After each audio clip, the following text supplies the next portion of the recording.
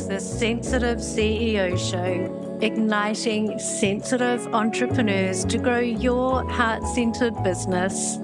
I'm your host, Rose Cox, and this podcast shares with you inspiring and thought-provoking conversations for sensitive entrepreneurs wanting to grow a sustainable online business in a way that feels exciting and aligned with your soul. Along with my carefully curated expert guests, we share science-backed advice, proven strategies, and the systems we use to succeed in our businesses and our lives as highly sensitives, introverts, and empaths. And by the way, if you would like to be updated on when each episode is released, feel free to subscribe to the short and sweet newsletter. You'll also get weekly recommendations and tips, especially for HSPs, empaths, and introverts. To subscribe, pop on over to the website sensitiveceo.show or rosecox.com/pod. Now on to today's show. Hey, it's Rose, and welcome to the solo episode on the Sensitive CEO Show. And today I am talking about ChatGPT. Now, if you haven't heard of ChatGPT, you'll learn lots of new things. And even if you have heard of it and if you've been using it, then I hope that I can share some new knowledge with you today. Now, I've been using ChatGPT for over 3 months now, and I've picked up some pretty interesting tips that I don't believe many people know about, which is why I wanted to share it today. And I'm also in the middle of creating a workshop for my students in the business school, the HSP Business School, next week. So while I was preparing, I thought, well, why not make this into a bit of a solo episode as well so that I can share this knowledge with a wider audience? So first of all, what is ChatGPT? So it's an advanced language model which was developed by OpenAI, and it belongs to the GPT family of models. And what GPT stands for, if you're interested, is Generative Pre-trained Transformer. And these models are designed to understand and generate human-like text based on the context provided to them. And ChatGPT itself has been trained on a diverse range of internet text sources, which includes books, articles, websites, and more.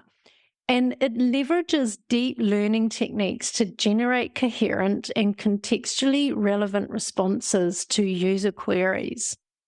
Now, the primary purpose of ChatGPT is to provide conversational assistance to answer questions, to engage in discussions, offer explanations, and to provide information on many, many topics.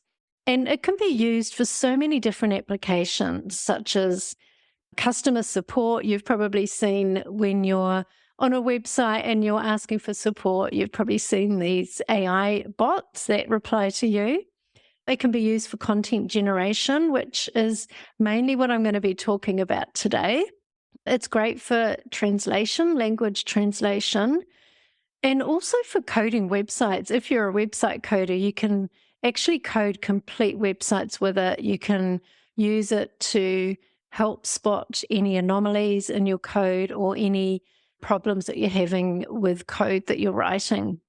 Now, it's free to access, and it's actually like having your own little AI buddy on hand anytime you need to generate new ideas or create momentum as you tackle otherwise boring or draining tasks.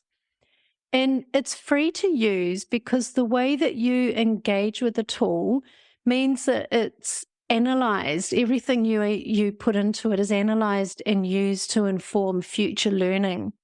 And your data is very valuable, and that's why the tool is free at the moment. So you're providing data and behavioral analysis, and this is making the tool more and more valuable. Now, the free version is quite limited in that you can only access it during low demand periods, but you can upgrade to a premium monthly subscription for $20 a month. And when I mention dollars, I'm talking in US dollars.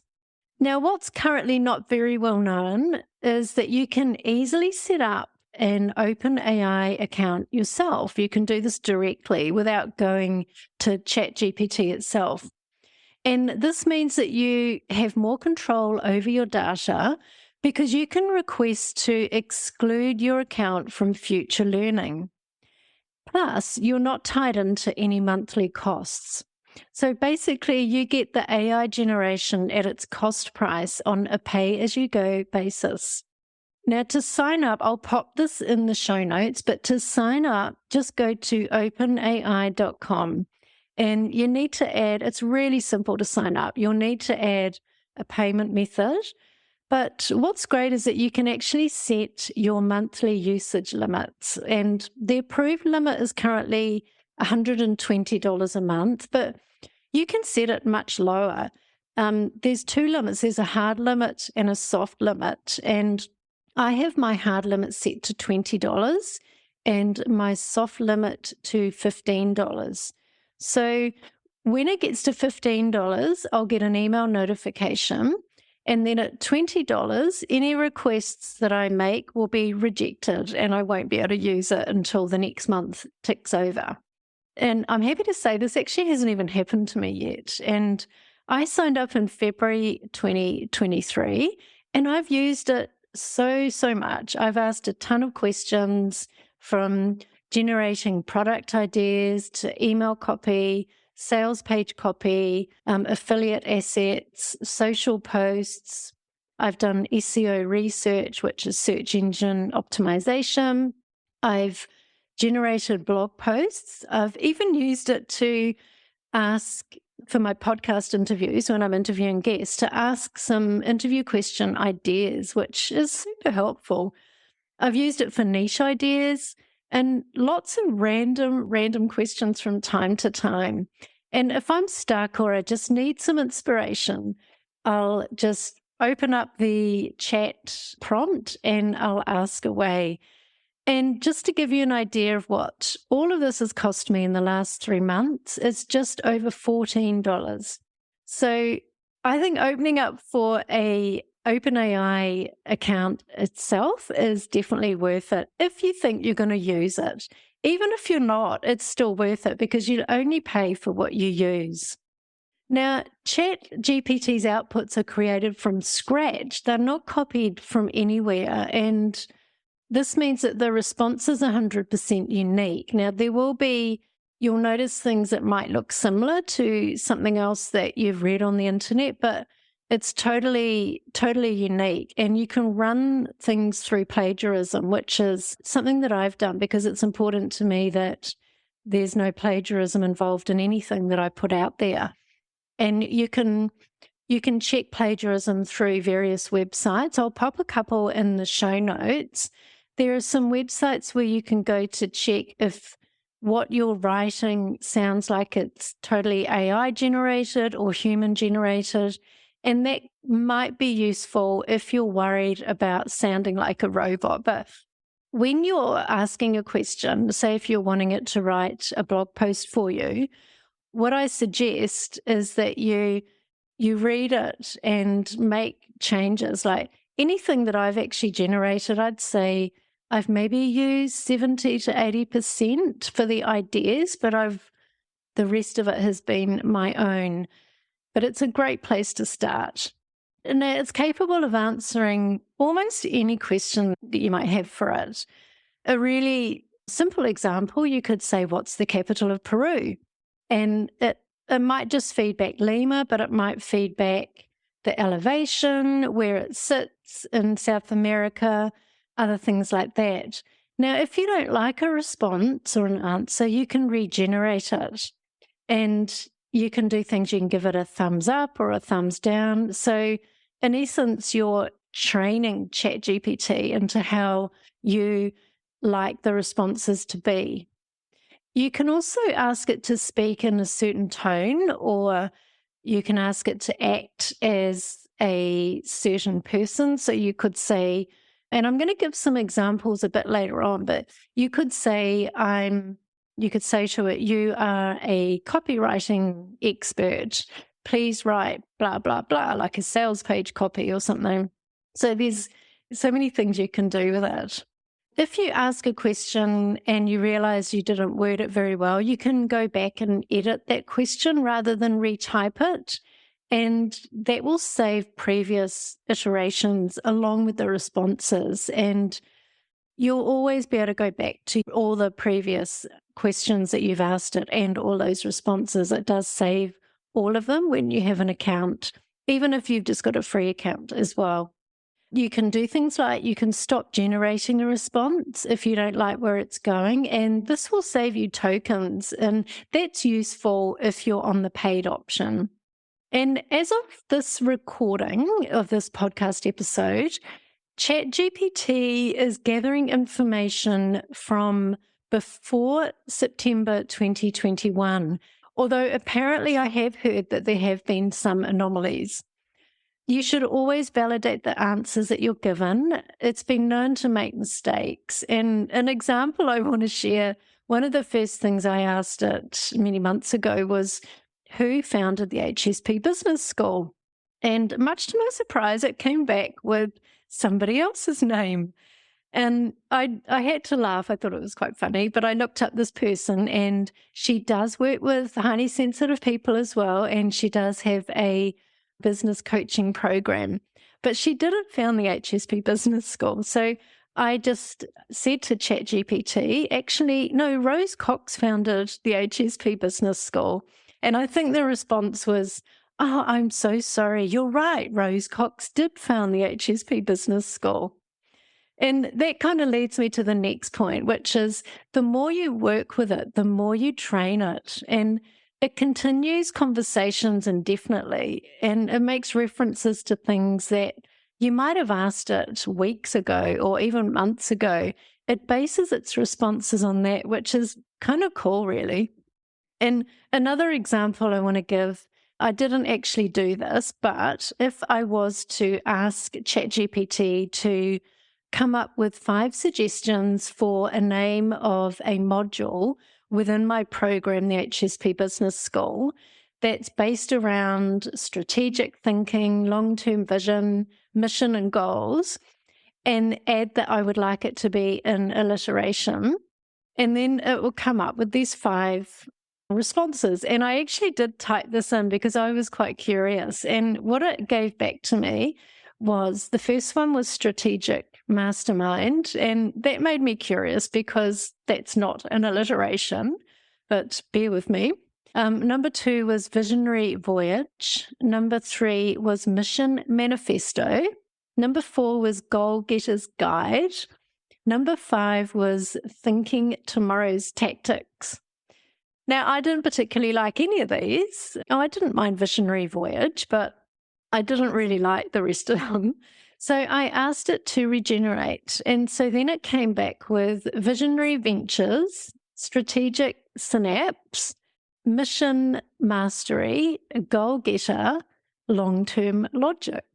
So I thought these were interesting. And as it actually said to me, you can mix and match or ask a more defined question.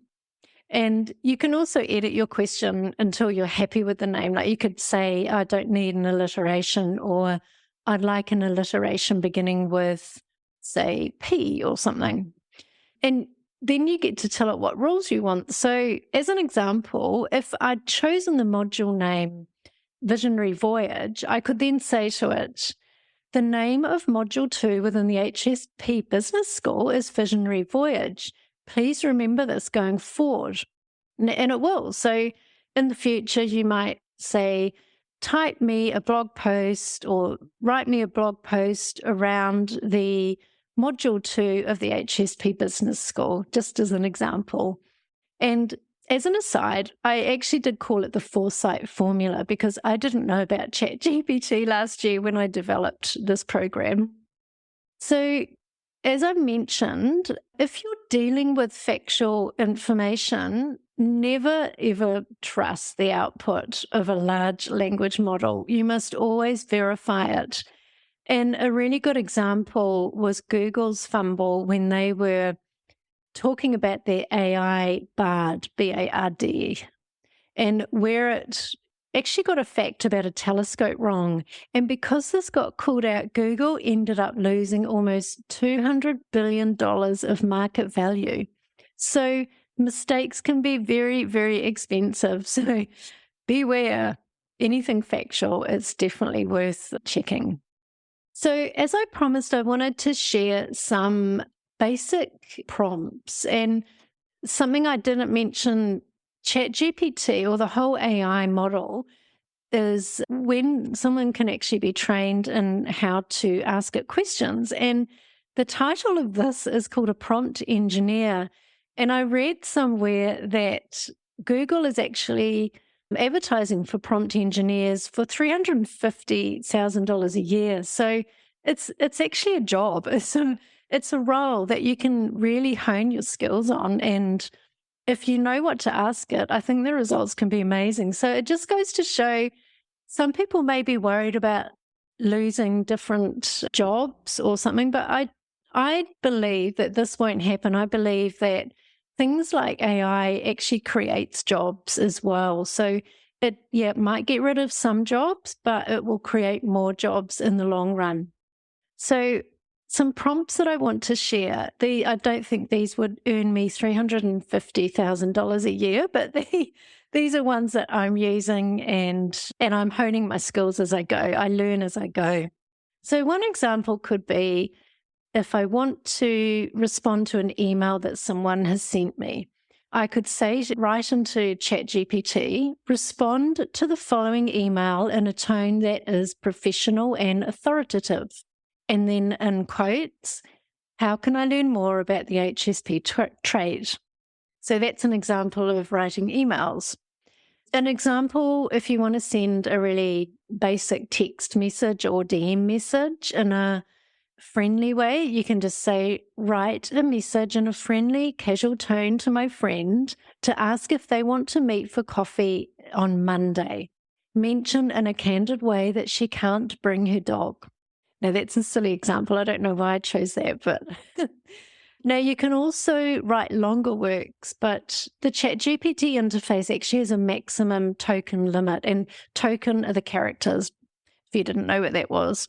So if it will actually stop generating, and if it does stop generating mid-prompt, you can just type something like continue or continue from, and then just write in the last few words of the last sentence. So if you want to write a blog post, here's a way that you could word it. You are an SEO copywriting expert. Write a 500-word blog post about how to market your business in an HSP-friendly way. Use the SEO key phrase, HSP-friendly marketing. Now, as I'm actually recording this, I'm thinking some of these prompts might be useful to you. So I'm going to create a little resource. And I don't know the name of it yet because I haven't created it, but I'll pop a link in the show notes so you can grab these prompts if they're helpful to you. Obviously, you'd change the wording to make it suitable for you. So keep an eye out for that in the show notes.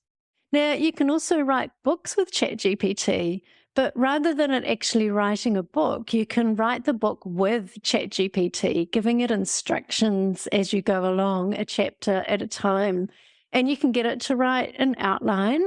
So an example could be, I'm writing a book about the power of hypnosis. I'm an advanced rapid transformational therapist and clinical hypnotherapist, and I want to teach people about the subconscious mind and how it relates to their beliefs, actions, and behaviors. Then I also want to talk about the history of hypnosis and RTT, the known and proven benefits of both, how learning about the power of hypnosis can create a positive mindset, and then I want to give readers some ways to practice self-hypnosis. Please create an outline for this 300-page book. That's another example. Now, you can also use ChatGPT to perform general knowledge tasks, such as preparing a dinner party. So here's an example, and this is a dinner party for various people with food restrictions or various food restrictions. Design a menu for 10 dinner guests. Most are pescatarians, 3 are vegetarians, 2 are vegans, and 1 person only eats raw food. Please create the menu in a way where I don't have to buy too many different ingredients. And then you can take it a step further and get it into a shopping list. So you can just say, list all the necessary ingredients. Now, something cool, another cool thing that ChatGPT does is that it's capable of understanding and making connections about any topic that can be written somewhere, including the aisle placement of a typical supermarket. So you could then ask it, sort this list by supermarket aisle so I can be effective when shopping. So those are just a few examples, and I wanted to leave you with this thought that I heard recently on the Free Time podcast with my friend Jenny Blake in episode 189, where she's sharing Jay Akunzo, who's her coach. And Jay talks about this chap, Doug Engelbart, and he was a Navy radar technician, and he's credited for inventing the Apple mouse. And he talked to his belief in IA, which is intelligence augmentation, and how he advocated for IA instead of AI. And how I understood this when I listened was that we can use AI to augment other people's intelligence, but making it our own. So using ChatGPT is a great place to start, but ultimately putting our own touch and our own thoughts and feelings into whatever we are wanting to produce. And everything I've used it for so far has been a base or an inspiration, and it's really enhanced my workflow. So I'm hoping that what I've shared today will help you and enhance any workflows or anything that you're doing in your business or in your life. And I would love to hear your thoughts. So if you already use it, I'd love to hear what you're using it for. And if you haven't used it before and I've piqued your interest, then please share with me what you're going to use it for. I would love to hear from you. Thanks for tuning in to another episode. Thank you so much for listening to this episode of the Sensitive CEO Show. If you enjoyed this episode, or if you think it would be useful for someone else, please leave me a review on sensitiveceo.show. Just follow the prompt in the menu. Each month, I'm offering one lucky reviewer a chance to win a 1-hour business and mindset audit with me. This in-depth audit covers the 5 pillars of your online business, and you'll walk away with super clear action steps specifically for you and your business. You'll be re-energized and motivated to step into your greatness.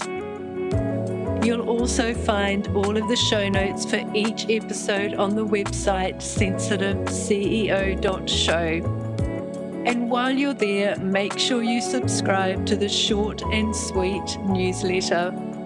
You'll get weekly recommendations and tips, especially for HSPs, empaths, and introverts. And as the name implies, the email is short and sweet. The Sensitive CEO Show, igniting your sensitive superpowers.